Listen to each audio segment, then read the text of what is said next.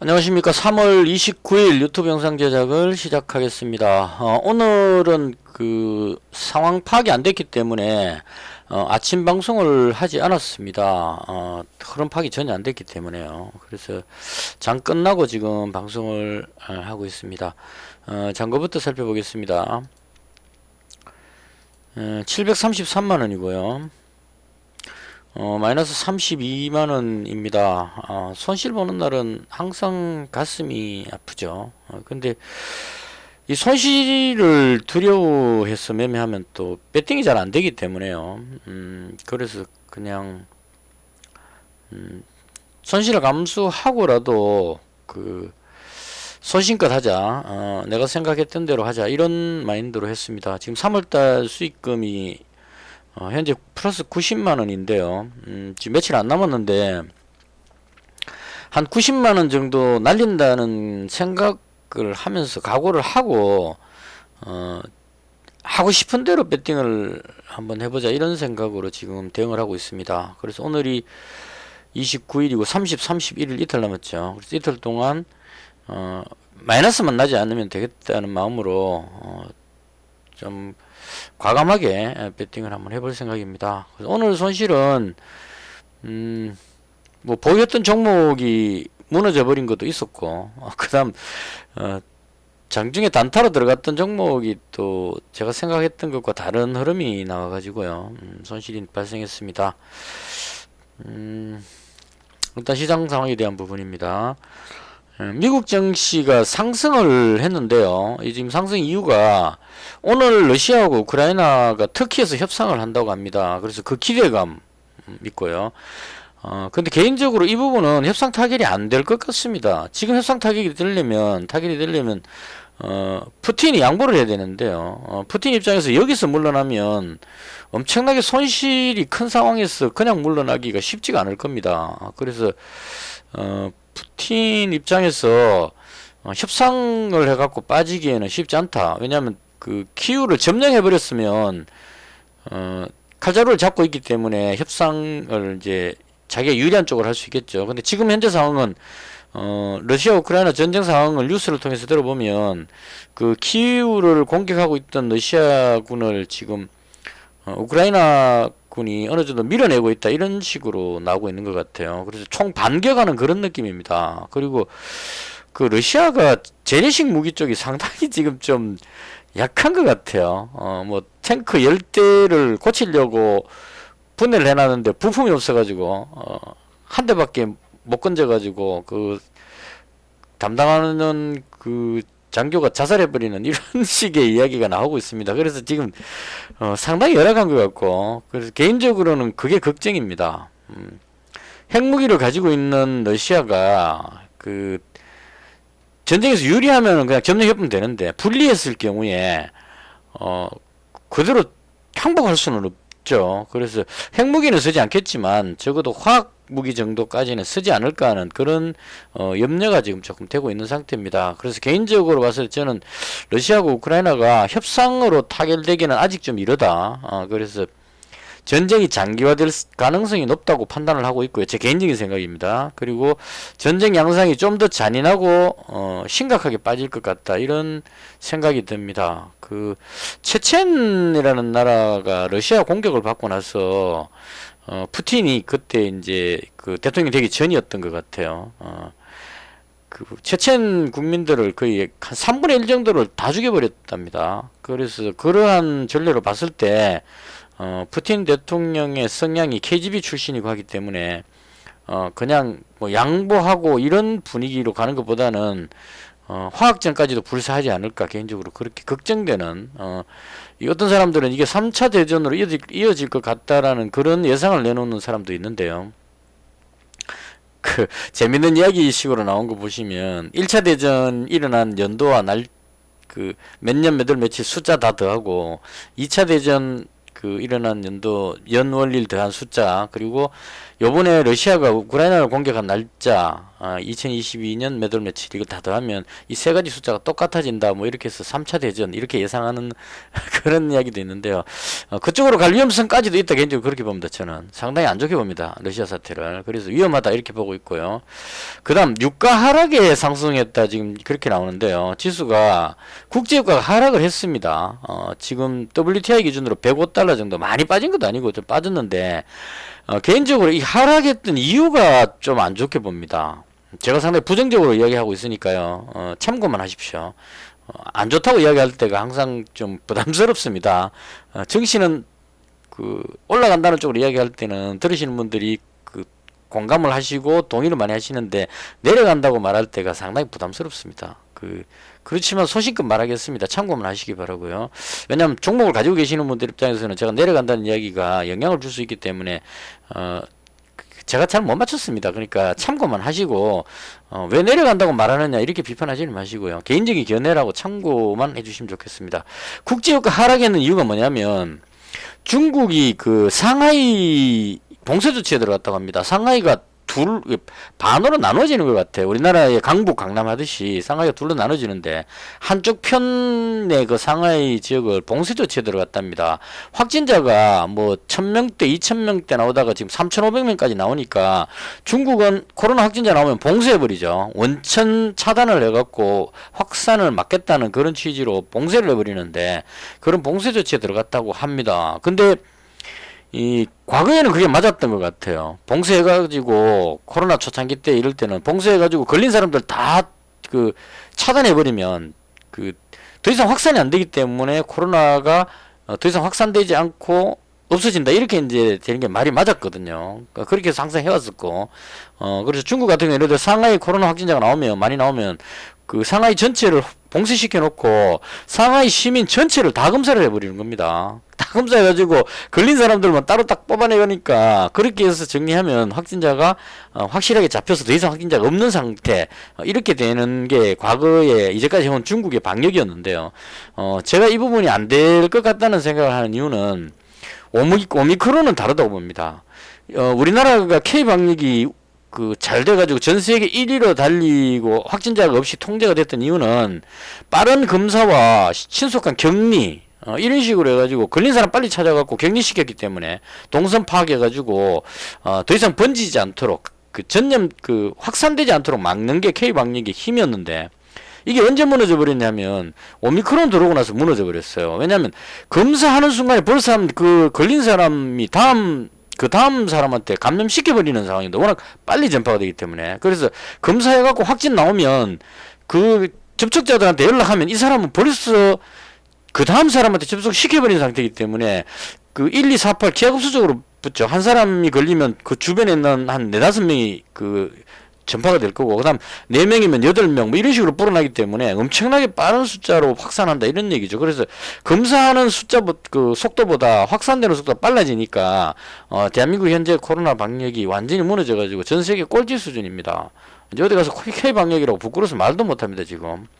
일본이 2만 명대, 미국, 그 큰 나라, 인구 많은 미국이 지금 3만 명, 4만 명 그러고 있는데, 우리는 세계 1위입니다. 34만 명씩 나오고 있습니다. 그래서 이런 부분들이 개인적으로 흥분해가지고 너무 길게 해야겠는 것 같아요. 중국에서도 그렇게 일어날 가능성이 있다. 아직 일어나진 않았지만 제가 봤을 때 오미크론을 저런 식으로 막아가지고 봉쇄해서 모든 사람을 검사한다고 해서 되지는 않을 것 같다. 왜냐하면 봉쇄하고 나니까 그 상하이 시민들이 마트 가갖고 물건 이제 사재기 하려고, 굶어 죽을 수는 없으니까요.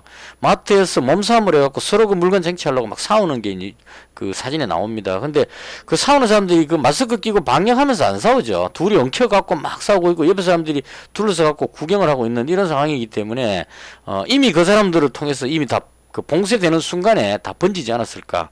핵산 검사한다고 모으면 그 사람 중에 상당수가 걸리기 때문에 검사장에 모여서 다시 전파되는 이런 느낌입니다. 그래서 지켜봐야 알겠지만, 중국의 코로나 확산세는 좀 중요한 부분이라고 봅니다. 제가 지금 시장을 안 좋게 보는 이유는, 중국은 전 세계의 공급 국가죠. 모든 기본 물건들의 상품의 기초 단계의 어떤 생산을 해가지고 전 세계 공급하는 겁니다. 원재료를 비롯한 여러 가지를. 근데 중국이 봉쇄가 되어버리면 세계의 공장이기 때문에 중국이 봉쇄되어버리게 되면 전 세계에 엄청난 그 파장이 일어날 수 있다는 얘기죠. 뭐 테슬라 자동차도 거기서 만들고 삼성도 거기서 여러 가지 많은 그 전 세계 각국 애플도 마찬가지고 이런 기업들이 있는데 봉쇄해버리면 생산이 안 되기 때문에 이런 부분들로 인해서 경제적인 타격이 클 수 있다. 그래서 아직까지는 그런 그까지는 안 갔는데 중국의 코로나 확진자가 어느 정도 늘어나는지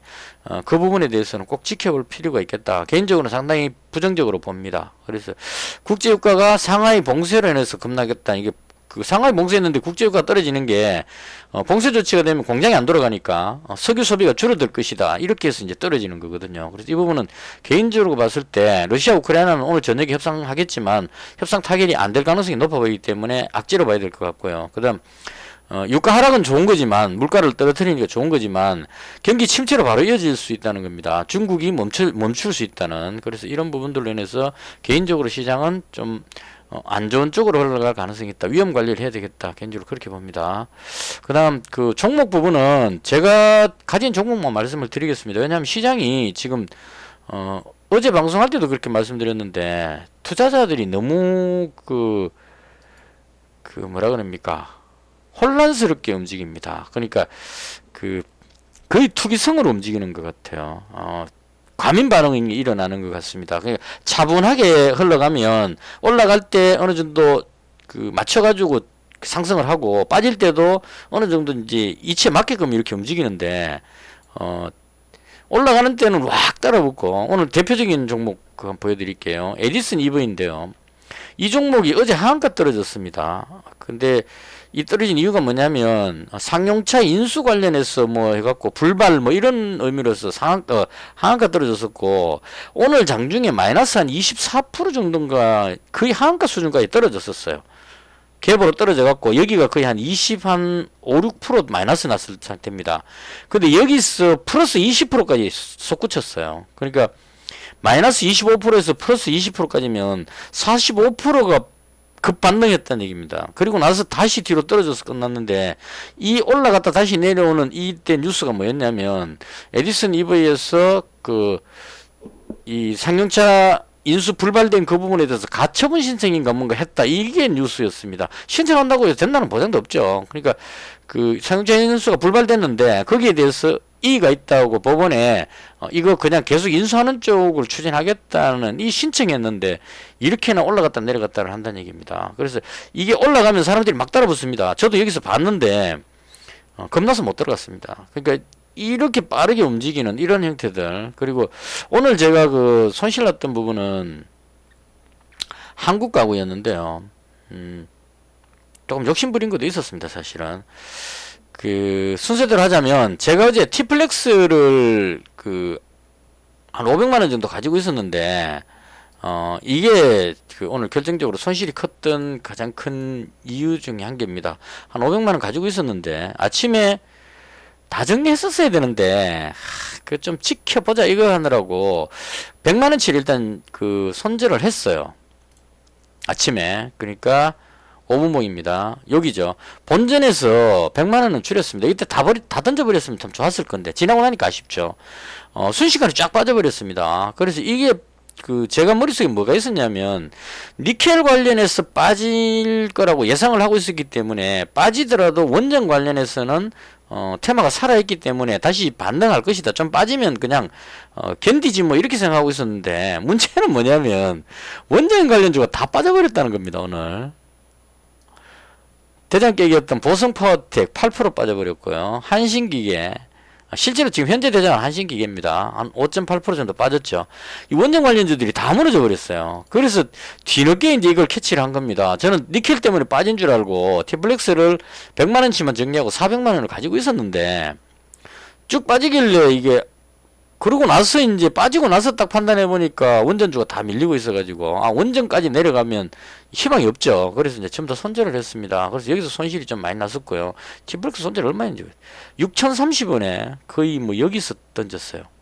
이 부분에서 뒤늦게 판단해 이제 원전주 다 빠지길래 그래서 손절을 했었고 그다음 한국 가구를 잡았거든요. 7,840원에 잡아가지고 여기쯤에서 잡아서 뭐 이익 실현하고 다시 잡고 막 했었는데 여기서도 마찬가지로 쭉 빠져버려가지고 손절했는데요. 손절하고 나서 얘가 다시 밀어 올렸습니다. 그래서 이 부분이 좀 상당히 아쉽습니다. 개인적으로 그 재건축 관련해 가지고 저는 한국가구가 대장격으로 봤거든요. 올라갈 때 가장 강했기 때문에 오늘 장중에 NX가 강한 것처럼 보였는데 최종적으로 보시면 NX는 하락했고 한국가구를 틀어 올렸습니다. 근데 요게 이제 그 지금 짧게 매매하는 게 힘든 게 뺄 때는 그냥 확 빼버리기 때문에 그 대응이 잘 안 되더라고요. 시장이 전체적으로 더 이 재건축 관련한 종목들이 또 다 하락을 하고 있었기 때문에 범량건영도 그렇고 신원종합개발, 일성건설 지금 전부 다 하락했거든요. 그래서 기존 테마들이 전부 다 그 조정받는 그런 흐름이다 보니까 이것도 마찬가지 손절을 했습니다. 손절하고 나서 다시 들어올려 버렸는데요. 그래서 어쨌거나 여기서 손실이 좀 발생됐다 이렇게 보시면 될 것 같고 그 다음 마지막으로 제가 잡은 게 요까지만 하고 끝낼게요. SD바이오센스입니다. 지금 그 SD바이오센스를 한 400만원 정도 가지고 있거든요. 자, 다른 종목은 오늘 강했던 게 이게 뭐 화일약품하고 우리바이오 이거는 뭐 그 의료용 대마 관련한 뭔가가 뉴스가 떴던 것 같아요. 그래서 이런 뉴스들은 뭐 이미 상한가 들어가 버렸기 때문에 못 잡는 거고 그 다음 그 5G 관련주들 좀 움직였고 그리고 시멘트 관련주들이 또 무슨 그 재료로 해서 그 전 세계 뭐 시멘트 부족 뭐 이런 걸로 해서 띄운 것 같아요. 띄운 것 같은데 이것도 들어갈 수가 없죠. 왜냐하면 지금 니켈이라든가 원재료 쪽에 있는 종목들 예를 들어서 뭐 농업 관련주들 이런 종목들이 다 밀리기 때문에 뒤늦게 이제 시멘트 관련해 가지고 올라간다고 해서 얘를 들어갈 수는 없는 상황이었습니다. 그래서 구경만 했고요. 그 다음 그 2차 전지 쪽도 조금 움직인 것 같고 다 뭐 크게 먹을 수 있는 상황이 못 됐습니다. 그러니까 짧게 먹으러 들어갔다가 여기서 뭐 얼마 먹고 빠지고 이렇게 하고 싶지가 않아 가지고 먹으려면 크게 먹자 이런 마음으로 종목을 좀 고르고 있었는데요. 그리고 끝나고 나서 보니까 요게 또 대신정보통신 요게 또 세력들이 약간 장난치는 것이 아닌가. 지금 매수 잔량 많이 쌓아놨죠. 이게 어떻게 됐냐면 분봉으로 보시면 0.52%로 계속 가고 있었거든요. 이렇게 가고 있었는데 종가에 그 마지막 종가 때 7.8%나 떠서 끝나버렸습니다. 여기서 팔았는 사람은 되게 억울하겠죠. 아니 여기 있다가 마지막 딱 종가 딱 끝나는데 7.8%나 떠서 끝나버렸어요. 그래서 이쪽도 마찬가지로 3일기업공사도 지금 따라가고 있거든요. 그래서 대신정보통신 이게 아마 유승민 관련주로 해가지고 어떤 뉴스로 올라가는 것이 아닌가 이렇게 추정이 됩니다. 근데 개인적으로 뭐 유승민 의원은 별로 안 좋아하기 때문에 그런 건 아니고 경기지사 가지고 뭐 그렇게 크게 총리도 아니고 그죠. 그래서 이제 개인적으로 뭐 무시했습니다. 이런 정도 움직였고 마지막으로 제가 그 오늘 주로 매매한 거는 진단키트 관련주를 매매를 했습니다. 아직까지 지금 효과가 나오진 않았는데요. 제가 생각한 건 이겁니다. 만약에 중국에서 확진자가 확 늘어난다면 전체적으로 이제 지켜봐야 됩니다. 중국 확진자가 현재 그 뭐 3,500명 이런 거 가지고는 영향을 안 받죠. 몇만 명 이렇게 확 확산했을 때 문제인데 과연 중국 정부가 봉쇄 조치를 해가지고 코로나를 막을 수 있겠는가 하는 부분인데요. 개인적으로 오미크론을 막기에는 좀 역부족이지 않을까라고 생각을 하긴 합니다. 근데 중국이 워낙 봉쇄를 잘하다 보니까 집집마다 뭐 걸린 사람도 전부 다 가둬버리죠. 그러니까 그 확진자만 그 봉쇄하는 게 아니고 그 뭡니까 키우던 애완견을 그냥 죽여버립니다. 중국은. 그러니까 그 개가 사람한테 옮기는 데에 대한 어떤 그런 근거는 정확히 없는데 그럴 가능성 가지고 그냥 다 죽여버리는 것 같아요. 그래서 그 오늘 뉴스에서 봤는데 키우던 애완견을 놔놓고 이제 확진돼 갖고 격리돼서 들어갔는데 나중에 보니까 그 개가 죽어버린 거예요. 그러니까 그 확진되면 중국이 그 정도로 방역을 철두철미하게 하고 있다 이런 얘기입니다. 그래서 이 부분은 지켜봐야 될 부분이라고 봅니다. 과연 중국이 봉쇄 조치를 통해 가지고 확진자를 막을 수 있느냐 없느냐. 제가 보는 관점에서 다른 부분은 큰 문제가 없을 것 같아요. 지금 금리 인상 부분도 5월달쯤이기 때문에 아직 시간이 좀 있으니까 4월 중순까지는 그게 시장에 영향을 주지는 않을 겁니다. 그리고 러시아 우크라이나도 협상 타결은 안 될지 몰라도 당장 뭐 어떻게 뭐 핵전쟁으로 이어지거나 화학전이 일어나거나 이럴 가능성은 별로 없거든요. 그래서 장기화된다는 요 정도 의미고 시장이 어느 정도 반영됐다. 그래서 그 악재도 이미 시장 반영됐기 때문에 괜찮은데 중국 부분만큼은 지금 조금 지켜볼 필요가 있지 않을까. 그래서 현재까지는 상하이 봉쇄 조치에 들어갔기 때문에 이런 식으로 하면 과거 사례로 보면 중국이 봉쇄를 해갖고 코로나를 막는 그런 상황이 됐다고 보는데 오미크론은 그 우리나라처럼 이렇게 K 방역을 자랑하던 대한민국이 확진자가 34만 명씩으로 이렇게 폭증하고 있는 사례로 봤을 때 중국이 아무리 봉쇄를 잘하더라도 막기가 쉽지 않을 것 같다. 거기에 대해서 이제 생각을 하는 겁니다. 그래서 개인적으로 시장을 좀 안 좋게 보기 때문에 다른 종목 다 정리했고요. 만약에 중국의 확진자가 늘어난다면 진단키트 쪽이 관심을 보이지 않을까 싶어서 오늘도 뭐 많이 내려와 있는 상태니까 지금요. 엑세스바이오가 의외로 지금 강합니다. 이 종목이 같은 이제 진단키트고 미국 쪽에 수출하고 있고 다 비슷한데 가격이 많이 높지 않아서 그런지는 잘 모르겠지만 얘가 지금 강했고요. 다른 쪽도 수젠텍도 정정 공시 나왔는데 이건 뭐 크게 적이 없는 것 같고요. 우리나라에서 좀 먹히는 종목인 것 같고 그래서 개인적으로 봤을 때 SD바이오센스가 진단키트 중에는 가장 캐파가 크니까 만약에 그 중국의 확진자가 확 늘어나는 상황이 생긴다면 올라가지 않을까라고 생각을 하고 일단 매수를 했습니다. 근데 이건 어디까지나 그 가정을 하고 들어간 거기 때문에 당장 성과가 안 나올 수 있습니다. 당장 내려라도 중국 확진자가 확 줄어버리고 우리나라도 확 줄어버리면 지금 그림상으로 봤을 때 밑으로 빠지기 딱 좋은 그림이죠. 지금 올라가려다가 실패하고 내려오고 오늘도 지금 원봉으로 밀렸기 때문에 시름시름 이제 이런 식으로 빠진다는 얘기죠. 쭉 한번 이 고점 찍고 나면 진단키트 걸림주들은 하염없이 내려갑니다. 얘도 그렇고 휴마시스도 보시면 올라갈 때 항상 그랬어요. 얘는 올라갈 때 신나게 올라가놓고 빠질 때 보면 거의 한 달 동안 계속 빠집니다. 여기도 마찬가지죠. 한 달이 아니고 거의 한 달, 두 달 계속 내려갑니다. 이런 식으로 내려가기 때문에 여기서 만약에 하방으로 타면 또 엄청나게 긴 시간 동안의 기다림이 필요하게 될 겁니다. 그래서 확진자 추이 잘 지켜보면서 다행히 뭐 중국의 확진자가 잘 커버가 되고 봉쇄가 돼 가지고 확진자가 줄어들고 우리나라도 확진자가 줄어든다. 그렇게 하면 이제 화장품 관련주 같은 이런 쪽으로 이제 들어가야 되겠죠. 오늘 안 그래도 이츠환불 반등 모습이 나왔죠. 그러니까 확진자가 고점을 찍었다고 뉴스에 나오니까 우리나라에 지금 정부에서 발표하는 게 40만 명대 한 50만 명대까지 갔다가 지금 꺾였다 이렇게 표현을 하는 것 같아요. 34만 명이니까 50만 명보다 줄었다 이렇게 이야기를 하는 것 같은데 저는 아니라고 보지만 그렇게 이야기하니까 확진자가 줄어들면 여행 관련, 화장품 관련 뭐 이런 쪽으로 해서 올라간다 이런 개념으로 오늘 반등하는 모습이 나왔습니다. 이츠환불하고 뭐 중국 관련한 한국 화장품 쪽이나 아모레퍼시픽 이런 종목들이 대체로 중국 관련한 쪽들이 대체로 많이 움직인 것 같아요. 반등 모습이 나왔는데 개인적으로 봤을 때는 아직까지 끝나봐야 끝나는 것이다 이런 관점으로 조금 더 지켜보자. 그래서 이건 이제 결론적으로 말씀드리면 현재 봤을 때 중국의 확진자가 늘어날 것 같아서 중국의 확진자가 늘어나면 생산시설들이 봉쇄해버리니까요. 생산시설들이 멈춰버리니까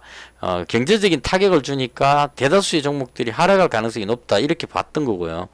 그렇다면 진단키트 쪽이 올라가지 않겠느냐 이런 쪽으로 봤는데 이제 어저께 봉쇄했으니까 상하이 봉쇄하고 나서 중국에서 확진자가 다시 확 줄어들었다 통제가 된다라고 나온다면 제가 잘못 이제 잘못한 거죠. 손절을 하고 다시 우량주 쪽으로 갈아타야 되는 그런 상황입니다. 그래서 일단은 오늘 매매할 때 조금 그랬는데요. 쉬었다가 다시 하니까 감각이 좀 적응하는데 좀 시간도 필요했고 요번에는 좀 뭐 100만원씩 나눠 갖고 쭉 여러 종목 이렇게 안 하고 하루 종일 그냥 종목 매매를 안 하더라도 지켜보다가 확실하다 싶을 때 집중해 가지고 풀배팅으로 하는 그런 방식으로 한번 해볼 생각입니다. 그래서 이제 좀 승부를 봐야 될 때가 되지 않았을까. 하이못이 지금 근 2년 동안 4월 1일이 되면 2년이 되는데요. 2022 2020년이니까 2021년 맞죠? 2년 되는데 2년 동안에 지금 뭐 쥐꼬리만큼 벌어놓고 계속 지금 그 횡보를 하고 있는데 이제는 진짜 그 승부를 한번 봐야 될 때가 아닌가. 그래서 물론 이제 그 2번 계좌가 있기 때문에 그런 부분도 있죠. 그 1번 계좌만 움직이니까 이 반토막 나도 2번 계좌에 현금이 있는 상태이기 때문에 풀배팅 1번 계좌로 풀배팅을 해도 절반밖에 배팅을 안 하는 거니까요. 그렇게 되게 위험하지는 않습니다. 근데 여러 종목 쭉 흩어 이렇게 뭐 100만 원씩 7종목 이렇게 해서 막 그 관리하는 것보다는 차라리 안 가지고 있다. 시장이 좀 불투명하다고 보니까 저는요. 하락할 가능성이 높다고 보고 있기 때문에 이럴 때는 종목 많이 가지는 것보다는 확실하다 싶을 때 소수의 종목으로 집중하는 이런 쪽으로 해볼 생각입니다. 그래서 오늘 손실 보는 날은 항상 그 말도 많고 썩도 쓰리고 그렇습니다. 그래서 대충 이렇게 해서 오늘 제가 봤던 시장에 대한 설명을 모두 마치겠습니다. 거듭 시청해 주셔서 대단히 감사하고요. 그리고 그 지수 하락적으로 말씀드린 것은 개인적인 견해입니다. 참고만 하셨으면 좋겠습니다. 이것으로 방송을 모두 마치겠습니다. 시청해 주셔서 대단히 감사합니다.